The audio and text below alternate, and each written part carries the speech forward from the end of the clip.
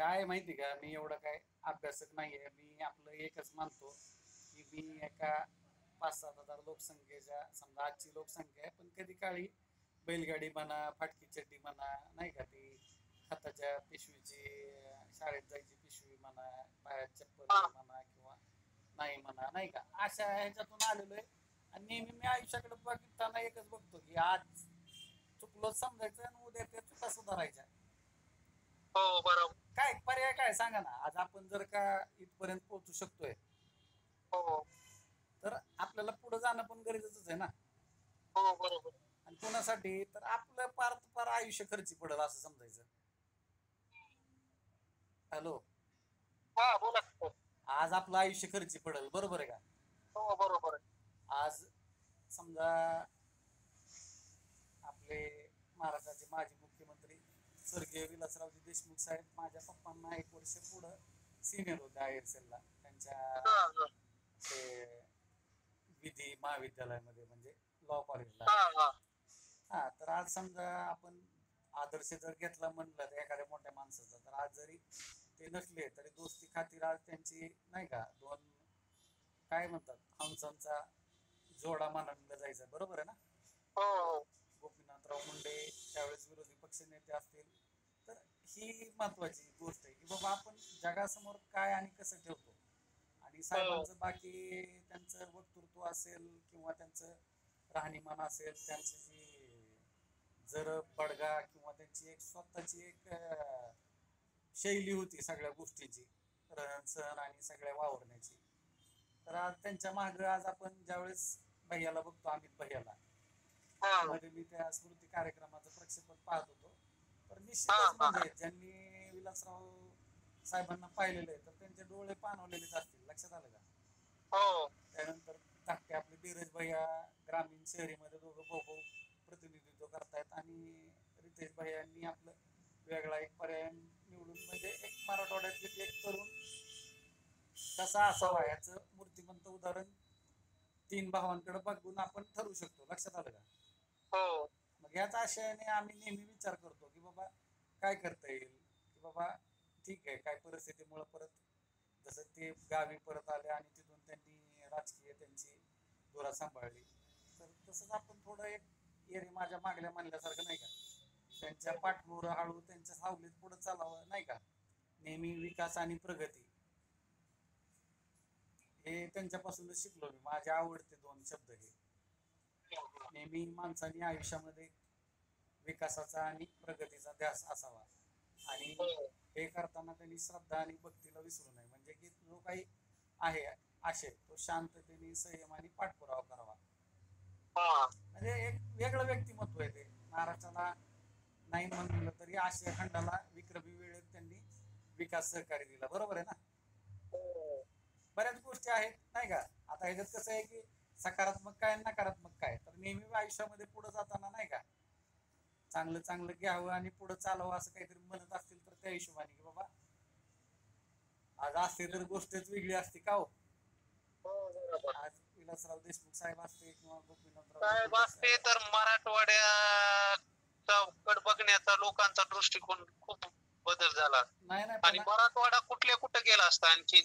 नाही पण आज असं काही घडलं ना तर त्या तिघांची आणि म्हणजे विलासराव देशमुख साहेबांची, गोपीनाथ मुंडे साहेबांची, प्रमोद महाजन साहेबांची, आणि आता काल ज्यांचं पुण्यस्मरण झालं अशा विनायकराव मेटे साहेबांची शिवसंग्रामच्या आठवण हो निश्चितच मराठवाड्याला तरी यायलाच पाहिजे असं तर मी म्हणतो. हो कारण का हे 3-4 असे आपले कोहिनूर आहेत. तसं तर हो स्वामी रामानंद तीर्थापासूनचा म्हणजे तो सगळा म्हणजे आपला इतिहास आहे, नाही का, मराठवाड्याच्या मुक्ती संग्रामाचा.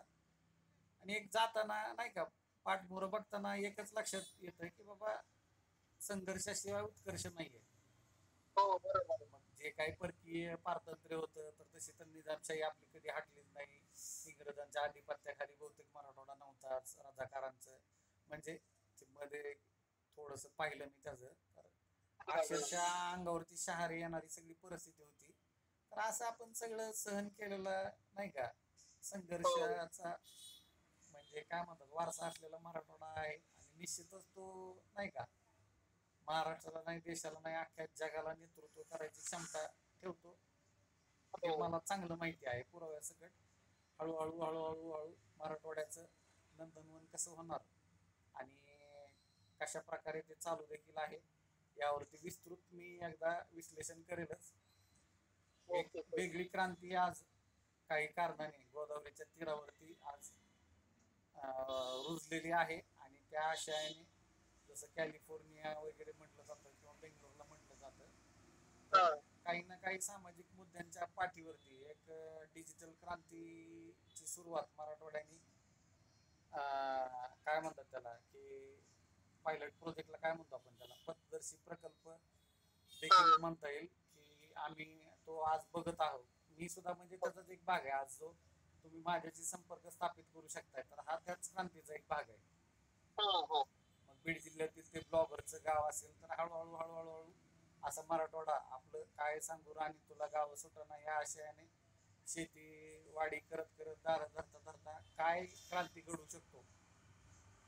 मग ते फेसबुक असेल, युट्यूब असेल, व्हॉट्सअप असेल, तुमचं टेलिग्राम असेल किंवा अजून एक कुठलं राहिलं का इंस्टाग्राम असेल, आलं का लक्षात. तर यांचे वेगवेगळे व्यावसायिक प्रकल्प आहेत. त्याबद्दल मी हळूहळू हळूहळू जसं वेळ काळ पुढे जाईल त्या हिशोबाने नाही का लोकांमध्ये प्रचार प्रसार आणि प्रबोधनासाठी ते देखील एक वेगळ्या आशयाने पुढे घेऊन येईल. प्रॉम्प्ट इंजिनिअरिंग म्हणतात म्हणजे तुम्ही जे काय अशिक्षित सुशिक्षित ते महत्वाचं नाही, पण तुम्ही डिजिटली सुशिक्षित आहात.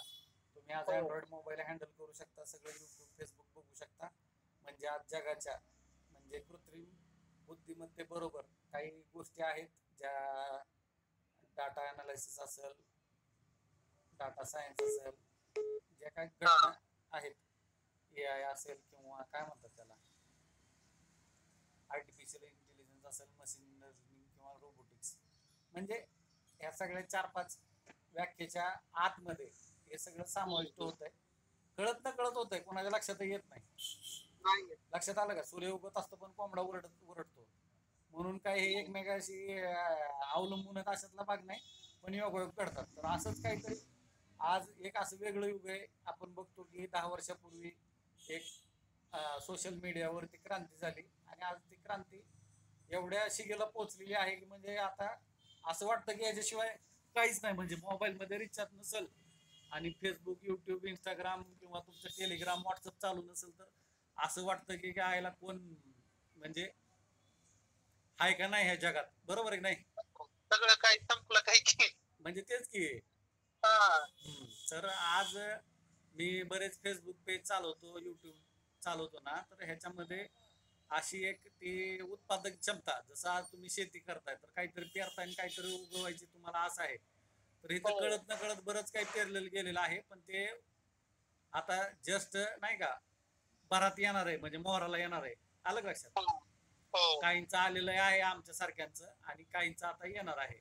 तर या आशयाने देखील आता मी व्हिडिओ बनवणार आहे. आता तुम्हाला काय लपवालपवीचा कार्यक्रम नाही. लोक एवढे कसे सगळं बघत बघत एवढं हे करतात ना, त्याला हे म्हणतात क्रिएटर म्हणतात. क्रिएटर बॅनर बनवून असेल, छोटे छोटे शॉर्ट बनवून असेल किंवा व्हिडिओ बनवणे असतील वेगवेगळ्या आशयाने, फोटो असेल, त्यांची जी काही क्रिएटिव्हिटी आहे प्रत्येकाला देवाने काय केलेलं आहे या सृष्टीने बनवताना ना एक